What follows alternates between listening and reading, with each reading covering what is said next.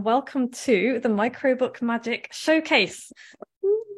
I'm very excited to be here because less than a month ago, I decided that I was going to run a microbook course, a 4-week write a microbook course, and 11 amazing people signed up to do it. And 11 amazing people have either pretty much finished their microbook or they are so close as to be just a few yards away from the finish line. And I'm honestly so proud that I could burst. I'm really delighted. And to celebrate, I'm doing a little bit of a microbook magic showcase. So Aileen is in New Zealand, which means it's currently 3 a.m.-ish for her. So perfectly reasonably, she is not here live. I'm okay with that. But she's very kindly recorded a snippet of her microbook.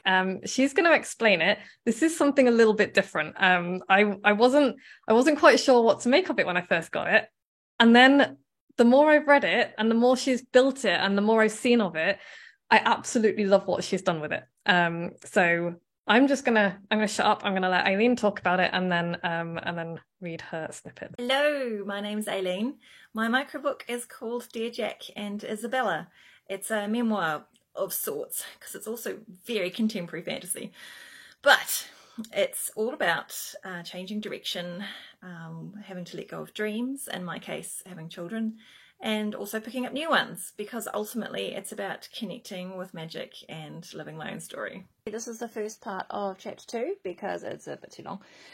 And while I'm reading, I am totally going to make you stare out because it just happens that these pieces inspired a lot of what happens in this particular story. Here we go. Darling Jack and Isabella, I have taken my own advice and made a list. Things I cannot live without. Thus far, the entire endeavour has been a pilgrimage of sorts. I feel like I've been searching for something, except I have no idea what. Something that's been lost or dormant. Something that's just on the tip of my tongue or out of the corner of my eye. Something that today I rather dramatically found. I went hiking. Number 2 on the list, get out in nature. For today's adventure, I decided on a day walk. After all, I have a good deal of time on my hands since I've been made redundant. You would not believe how touristy the tramping tracks have gotten. Even setting out early, I left the car park with a tide of people.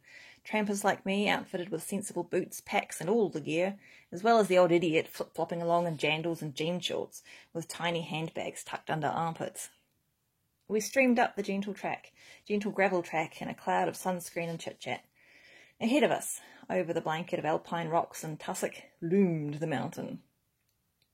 I followed a family of 4. Mum and Dad strode sensibly ahead. The teenagers lagged in their wake.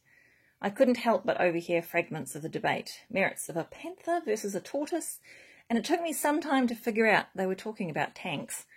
I wondered what on earth I was doing. This was not the quiet day out I had in mind. I reached the sign for a short side trip to a waterfall and, in search of some sort of solitude, I changed course. Inevitably, I wasn't the only one. The armoured fighting vehicles came too. It wasn't far. Soon I was following the sound of rushing water, and there it was. Sparkling rivulets laughing and splashing over fern-covered rocks.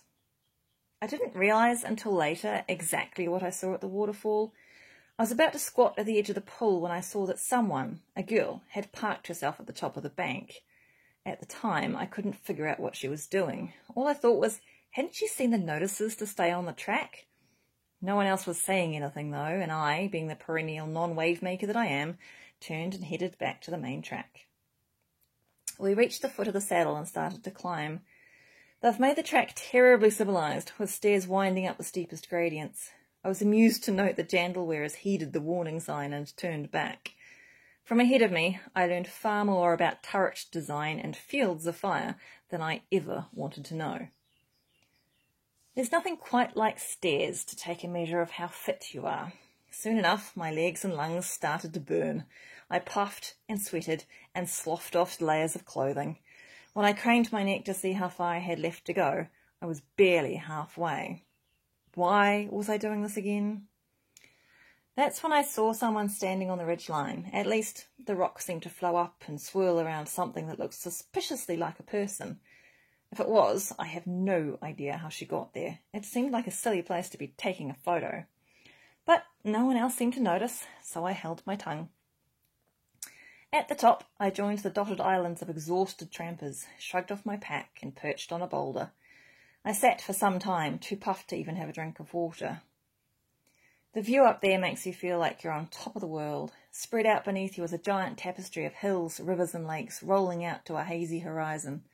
A single bird, perhaps a falcon, hung in the air. I wondered what it would be like up there, flying. Oh, thank you, Aileen. I know you're not here live, but I know you're going to be watching this. So thank you so much for sharing that. And just in case anybody hadn't got that, I'm 99.9% sure that Aileen painted those paintings herself. She is an incredible artist as well as writer and another multi-passionate. There's a lot of us about. So yeah, amazing. She's a beautiful painter.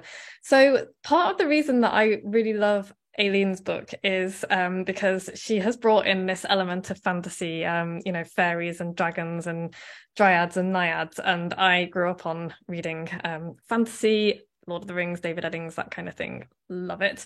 And partly because her topic really spoke to me, things that you have to leave behind, things that we can choose to hang on to and they're going to color the rest of our lives, or we can let go of them and see what comes next. And that's what I really love about Aileen's book, is that's what she's doing. She's writing this memoir about, where are we, where do we want to be, what have we got to let go of, and she's doing it in a way that I haven't quite seen before. And that's one of the things that I really love about it. So I'm really looking forward to seeing the whole micro book when it's ready. And I hope you are too.